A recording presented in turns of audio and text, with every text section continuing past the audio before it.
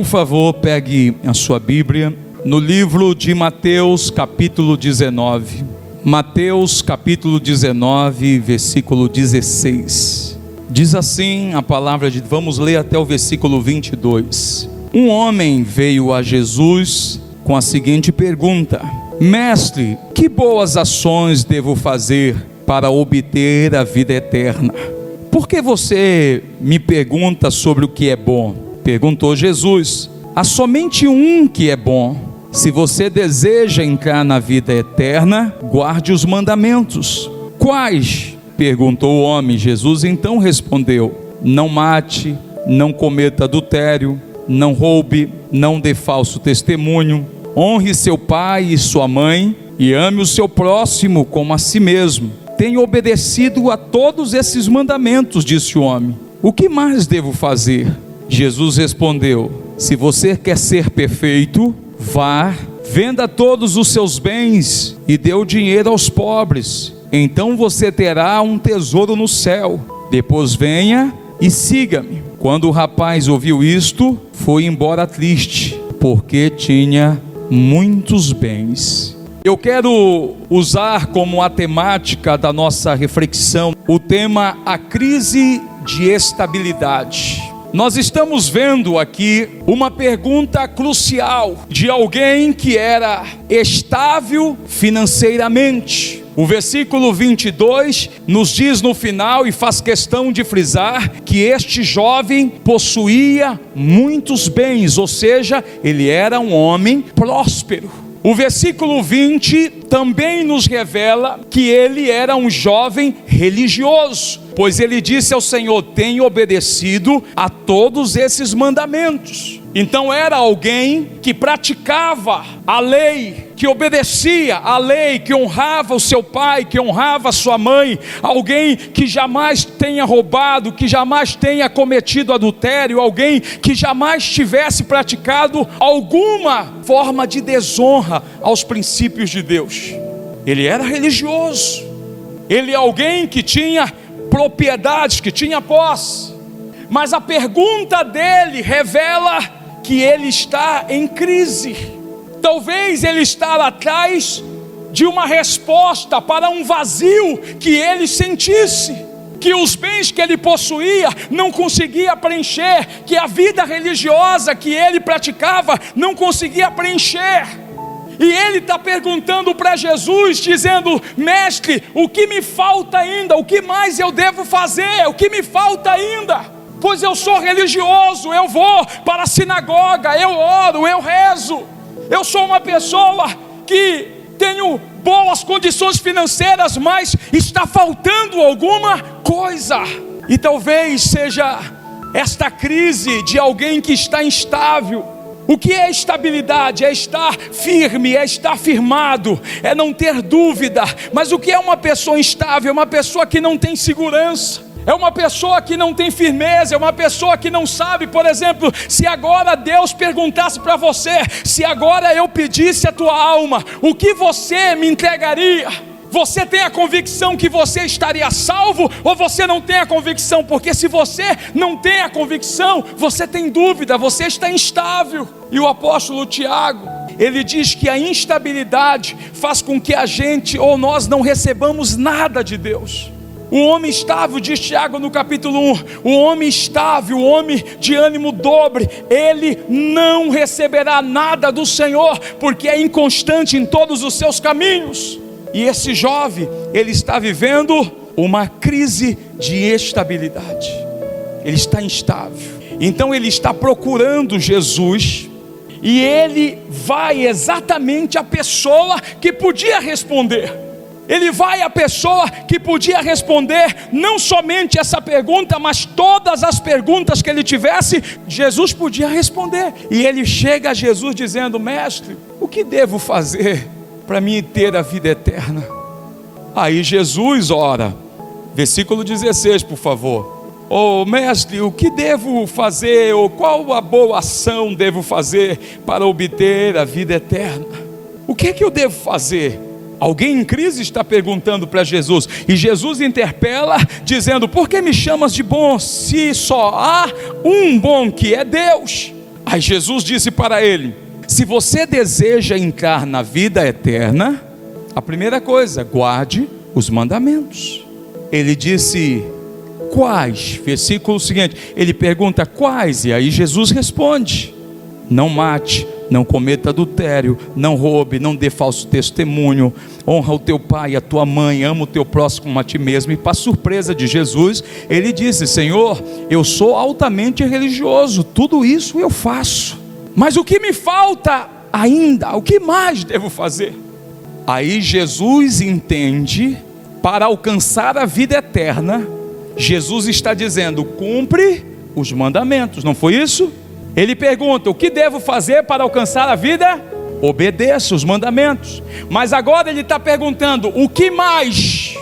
Além de obedecer os mandamentos, o que mais eu devo fazer? Aí Jesus tem a percepção que aquele jovem, ele está em crise, inconstante, ele está instável no seu caminho, mesmo diante do perfil dele. A riqueza não traz estabilidade. E aí ele pergunta: o que mais falta? Aí Jesus disse: se você quer ser perfeito, essa palavra perfeito, a palavra aplicada aqui no grego é a palavra teleios. A palavra teleios no grego quer dizer completo, quer dizer alguém plenamente cheio, alguém convicto, alguém que não falta nada, alguém que tem estabilidade financeira, que tem uma religião definida, mas alguém que também está preenchido na sua alma, no seu espírito, alguém que está pleno em todas as áreas. Aí Jesus disse: se você quer ser teleios, se você quer ser cheio, se você quer viver plenamente, se você quer ter uma vida abundante, essa é a expressão, se queres ser perfeito. Aí Jesus fala para ele: vá e venda os seus bens e dê o dinheiro aos pobres, então você terá um tesouro no céu, depois venha e siga-me. Peraí, pastor, então Jesus não quer que nós venhamos prosperar? Não, Jesus é onisciente. O problema é que Jesus está agora despertando um fator na vida daquele jovem. Jesus está despertando um raciocínio lógico de que ele não está vivendo plenamente, porque ele dedicou a vida dele inteira para acumular bens, riquezas, achando que somente isso lhe traria estabilidade. Quando Jesus também, lá em Lucas capítulo 12, versículo 13, ele é interpelado por um outro homem, mas esse homem faz uma pergunta diferente. Ele não quer saber de vida eterna. Ele está dizendo: Senhor, por favor, diga a meu irmão que divida comigo a herança de meu pai. 14, Jesus respondeu: amigo, quem me pôs como juiz sobre vocês para decidir essas coisas? E aí Jesus então faz menção no versículo 15: acautelai-vos, cuidado, guarde-se de todo tipo de ganância. A vida de uma pessoa não é definida pela quantidade dos seus bens. O valor de uma pessoa, a vida de alguém não é definida pelo carro que ela possui, pela casa que ela mora, pela roupa que ela veste, pela bolsa que ela usa, pelo acessório que ela usa no corpo. Não, Jesus disse: cuidado, não defina as pessoas pelo que elas possuem. Algumas pessoas levam a vida inteira achando que elas vão conseguir estabilidade quando elas conseguirem realizar os seus sonhos financeiros. E quantas pessoas nós nos deparamos no mundo que estão em crise? E sabe por que estão em crise? Porque há uma única pessoa que é capaz de preencher um lugar na vida do ser humano que vai permanecer vazio até o dia que ele invoque o nome do Senhor, até que ele diga: eu creio que Jesus é o Senhor e que ele morreu por mim. Então nesse dia o Espírito Santo preenche o vazio e ele passa a viver de forma perfeita. O apóstolo São Paulo, falando a Timóteo, lá em 1 Timóteo capítulo 6, 17, ele disse: ensine aos ricos deste mundo que não se orgulhem nem confiem em seu dinheiro, que é incerto. Sua confiança deve estar em Deus, que provê ricamente todas as coisas e que de tudo que necessitamos para a nossa satisfação. Deus, Ele provê não só para termos, mas para nós termos satisfação. Tem gente que tem, mas não sente prazer. Versículo 18, Paulo ainda falando, ele diz: diga-lhes que use seu dinheiro para fazer o bem. Devem ser ricos em boas obras e generosos com os necessitados, sempre prontos a repartir. Deus estava dizendo aqui ainda no capítulo 6, Ele está dizendo: ordene que eles não ponham o seu coração na riqueza. Versículo 17, por favor, a NVI. Ordene aos ricos do presente mundo que não seja arrogante, nem ponham sua esperança na incerteza da riqueza, mas em Deus. Pastor, então qual é o problema que Jesus está despertando na vida daquele jovem que está instável, que está em crise? Jesus está dizendo: você trabalhou a vida inteira, achando que a sua satisfação estaria no quanto você ia ganhar, no quanto você ia ter, no carro que você ia possuir, na casa que você ia morar, no valor do teu relógio. E tudo isso é bom, Deus quer que você tenha. Ele só não quer é que o teu coração esteja nessas coisas. O teu coração deve estar em Deus. Tudo isso Deus conhece, e Ele sabe das suas necessidades, e Ele é poderoso para prover, para satisfazer. Então, pastor, Deus está dizendo para aquele jovem: tire agora o seu coração do que você possuiu a vida inteira. Pega essas coisas, abre mão, e agora vem e me segue. O que é que Jesus estava fazendo? Colocando à prova o seu coração. A crise que aquele jovem estava vivendo era aonde estava o seu coração. A instabilidade dele era exatamente porque o seu coração estava naquilo que não deveria estar. Diz a palavra de Deus, o profeta Isaías, no capítulo 49, versículo 4, ele disse: em vão eu trabalhei, tenho me afadigado sem qualquer propósito, tenho gastado minha força em vão e para nada. Contudo, o que me é devido está na mão do Senhor, e a minha recompensa está com meu Deus. Sabe que ele descobre? Ele está dizendo: tenho trabalhado sem qualquer propósito, eu tenho me cansado em vão, eu tenho lutado em vão, sem nenhum propósito, tenho gastado a minha força e em vão e para nada. Contudo, ou seja, para depois eu descobrir que o que me é devido está na mão do Senhor. Queridos, abdique um pouco da sua vida. O apóstolo Paulo, em 1 Coríntios capítulo 15, versículo 19, eu acho essa palavra tremenda de Paulo, quando ele diz assim: se é somente para esta vida que temos esperança em Cristo, somos de todos os homens os mais dignos de compaixão. A NVT diz: se a nossa esperança em Cristo vale apenas para esta vida, somos os mais dignos de pena. O que ele está dizendo? Que se você coloca a sua esperança em Jesus, só pelo que Ele pode fazer nesta vida, você é digno de pena, porque Jesus não entra na nossa vida só para nos suprir nesta vida. Jesus, Ele veio para nos trazer vida eterna.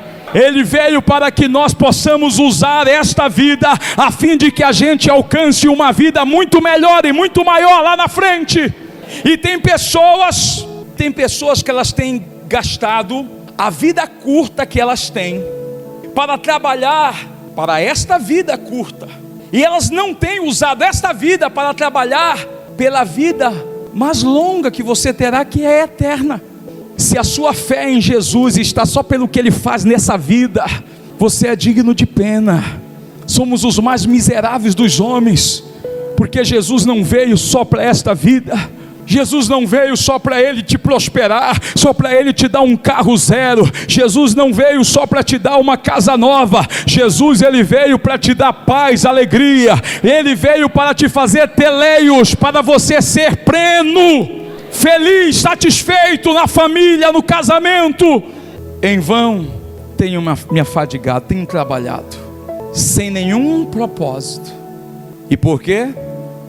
Porque enquanto você não descobre o seu propósito, você vai viver uma vida totalmente fora do eixo e desconfortável. O profeta Isaías, lá em Isaías 28, versículo 20, ele compara a vida sem Deus no centro dela. Ele diz: a cama que vocês fizeram é curta demais para se deitarem, os cobertores são muito estreitos para se cobrirem.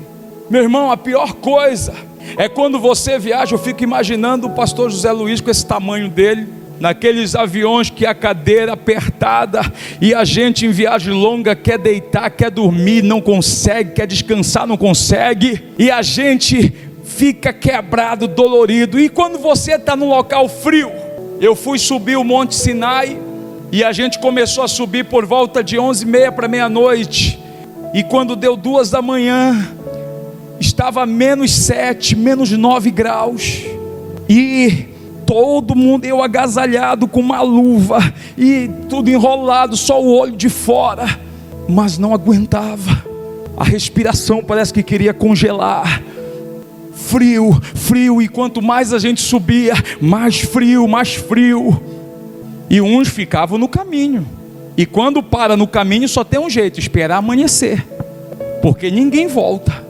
porque é um caminho muito arriscado. E olha, irmãos, não ter com que se agasalhar é horrível. E se você está no frio e tem um lençol que é curto, cobre a perna, mas não cobre o tronco, cobre o tronco, mas não cobre a perna, é horrível ou não é? E Deus está dizendo através do profeta Isaías que a cama que vocês fizeram, sabe o que é isso? Que vocês fizeram, é que nós queremos fazer as coisas do nosso modo e maneira, enquanto Deus quer nos dar uma cama confortável, enquanto Deus quer nos cobrir com seu manto de bondade, de misericórdia, cobrir os nossos erros, os nossos pecados e nos dar vida eterna, a gente quer fazer as coisas do nosso jeito, e do nosso jeito você vai viver desconfortável, você não vai ser pleno, feliz, você vai viver em agonia, em aflição. Aquele jovem está vivendo uma crise, porque ele viveu os seus próprios planos, ele viveu os seus próprios projetos, ele viveu a sua própria vida. O Senhor Jesus, voltando lá em Lucas capítulo 12, no versículo 16, ele propõe àqueles irmãos que diz: Senhor, fala com meu irmão para dividir a herança comigo. E Jesus então contou para eles uma parábola, dizendo: tinha um homem rico que tinha uma propriedade fértil que produzia boas colheitas. Pensou consigo: o que devo fazer? Não tenho mais espaço para toda a minha colheita, ou seja, eu já tenho tanto que eu não tenho mais espaço, então o que é que eu vou fazer? Ele pensou, 18, ele disse: já sei, vou derrubar os celeiros e construir outros maiores, assim terei espaço suficiente para todo o meu trigo e meus outros bens. Então direi a mim mesmo: amigo, você guardou o suficiente para muitos anos, agora descanse, coma, beba e alegre-se. Tem gente que pensa assim: ah não, eu sou novo, eu vou trabalhar, quando eu tiver estabilidade, aí eu vou dizer para mim mesmo: agora eu já tenho suficiente. Amor, fala para a mulher dele: vamos agora curtir, vamos agora viajar. Ele gastou toda a vida dele acumulando bens. Quando ele tinha o suficiente, não era suficiente. Você já percebeu que a nossa geração é uma geração que nunca está satisfeito? A pessoa diz assim: eu quero um iPhone 10. Aí ela compra o iPhone 10, aí lança o 11. Ela não está mais feliz com o 10, ela quer o 11. Aí lança o 12, ela não está mais feliz com o 11, ela quer o 12. Depois não quer mais o 12, quer o Plus. Que negócio é esse, irmão? Eu tenho esse daqui, já caiu. Esse é o número 5. Eu não sei, para que é que eu vou querer um outro, se esse aqui dá para me inscrever, se dá para mim fazer as coisas que eu tenho que fazer.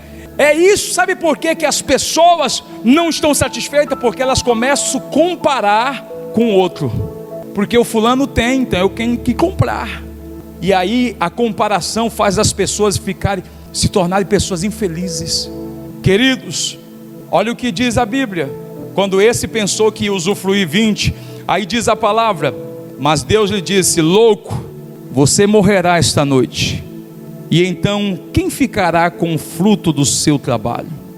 Quem vai ficar? O Steve Jobs, aquele dono da Microsoft, o texto que ele descreve de tanto dinheiro que ele tinha, mas não houve ciência que pudesse salvar e descobrir a cura para a doença que ele tinha. Deixou a empresa que ele criou no auge. Até os iPhone que saem 12, 14, essas gerações, ele já tinha o projeto para os outros que iriam sair. Ele já deixou pronto. E a fortuna dele? Para quem ficará todo o seu trabalho? Para quem ficará? Se você, a vida curta que você tem, ao invés de você utilizá-la para alcançar a vida longa, você utilizou essa vida curta somente para viver agora, o aqui e o agora. Olha o que diz o Salmo 90, o Salmo de Moisés, o versículo 2 em diante fala da eternidade de Deus e da vida passageira dos homens. Antes que os montes nascessem, antes que formasse a terra e o mundo de eternidade, tu és Deus. Deus é eterno. Versículo 3, rapidinho por favor. Faze as pessoas voltarem ao pó quando dizem retornem ao pó, mortais. Ou seja, Deus tem o poder de dar a vida, e quando Ele determina que nós vamos retornar ao pó, Ele também tira a vida. O ser humano não passa de pó. Versículo 4. Para ti 1000 anos são como um dia, e passa, breves como algumas horas da noite. 1000 anos é como um dia, que passa tão breve como algumas horas da noite. Você já imaginou o tempo para Deus como é? Esse salmo é o salmo de Moisés. E Moisés, quando escreveu este salmo, ele estava no deserto. Moisés viveu até os 120 e poucos anos, e provavelmente ele escreveu este salmo na terceira fase da sua vida, porque ele ficou 40 anos no Egito. De 40 até os 80 ele ficou no deserto, sem nada, vivendo ao relento. E quando ele escreve este salmo, ele está no deserto, e ele reconhece quem é Deus, e ele reconhece a fragilidade do homem. E ele diz, versículo 5: arrasas as pessoas como numa enchente, elas são como sonhos que desaparecem, são como a grama que nasce pela manhã brota e floresce, mas à tarde murcha e seca. Somos consumidos por tua ira, ficamos apavorados com tua fúria. Tu pões diante de ti os nossos pecados secretos, e vês todos eles. Passamos a vida debaixo da tua ira, e terminamos nossos dias com um gemido. Recebemos 70 anos. O homem, pelo que disse aqui Moisés, naquela época, hoje a média de vida do brasileiro é quase 80. Mas aqui a Bíblia diz que recebemos 70 anos, e alguns chegam aos 80. Mas quando o cara vai chegando nos 80, ele já está mais para lá do que para cá. É dor em tudo. Alguns dizem que ele vira condor. É dor na costa, é dor no joelho, é dor no pé, é tudo. E diz a Bíblia, mas até os melhores anos são cheios de dor e desgosto. Logo desaparece e nós voamos. Quem conhece o poder de tua ira? Grande é a tua fúria, como o temor de que és digno. Agora olha o que ele diz, o versículo 12: ajuda-nos a entender como a vida é breve, para que vivamos com sabedoria. Entenda que a vida é breve, mas existe uma outra vida, que essa é eterna. E o que Paulo está dizendo, que quem vive só para esta vida é miserável, é porque ele não tem sabedoria para entender que tem uma vida muito melhor. Esse mesmo Paulo, lá em Filipenses 3, ele diz: aquilo que eu considerava ganho, hoje eu considero perda. Perda por causa de algo mais excelente que eu ganhei, que é Jesus Cristo. Queridos, pensava que essas coisas eram valiosas, mas agora as considero insignificantes por causa de Cristo. 8. Sim, todas as outras coisas são insignificantes comparadas ao ganho inestimável de conhecer a Cristo Jesus meu Senhor. Por causa dele deixei de lado todas as coisas e as considero menos que lixo, a fim de poder ganhar a Cristo. Paulo era um homem reconhecido, crescido aos pés de Gamaliel. Tinha cidadania romana. Paulo era um fazedor de tendas, portanto era um empresário. As pessoas naquela época, a tenda era um mercado, então ele era um empresário. Vivia entre as pessoas da mais alta sociedade, da corte. Mas ele disse: todas as coisas que eu possuía, eu considero hoje com menos valor do que o lixo, a fim de poder ganhar a Cristo. Só existe algo mais valioso que tudo, é Jesus. Não existe nada, nada é mais valioso do que Jesus na nossa vida. O apóstolo Paulo disse que o vaso é de barro, mas não é o vaso que interessa, mas o que está dentro do vaso. E quem habita dentro de nós, que éramos pó, é o Espírito de Deus, é Jesus. Nós sem Ele não passávamos de barro, de pó, mas temos valor. Pastor, então o que devo fazer? Eu preciso deixar de usar essa vida só para essa vida. Eu preciso aprender a usar essa vida para alcançar uma vida mais excelente. E a pergunta daquele jovem: para o que você está vivendo? Você está vivendo por aqui agora? Ou você está vivendo como aquele jovem queria, gostaria, e ele chega e diz: o que eu faço para que eu consiga essa parte mais longa, que é a vida eterna? Jesus disse: viva a parte mais curta para alcançar a mais longa.